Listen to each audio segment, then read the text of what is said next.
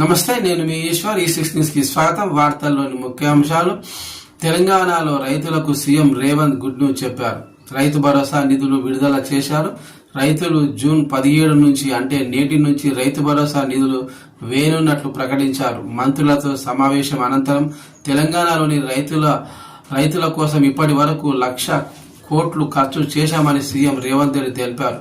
Professor Jayashankar వ్యవసాయ విశ్వవిద్యాలయంలో రైతు నేస్తం కార్యక్రమాన్ని ప్రారంభించారు. రైతుల కోసం ఇప్పటి వరకు 1,00,000 కోట్లు ఖర్చు చేశామని సీఎం రేవంత్ రెడ్డి తెలిపారు.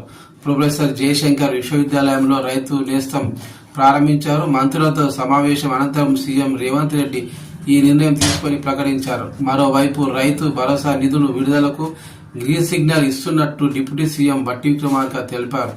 అర్హులైన వారందరికీ ఒకేసారి రైతు భరోసా ఇస్తామని తెలిపారు. 1,49,35,000 ఎకరాలకు రైతు భరోసా నిధులు ఇస్తున్నట్లు స్పష్టం చేశారు. ఈ కార్యక్రమంలో బట్టి విక్రమార్క, వ్యవసాయ మంత్రి తుమ్మల నాగేశ్వరరావు, పలువురు ఎమ్మెల్యేలు తదితరులు పాల్గొన్నారు.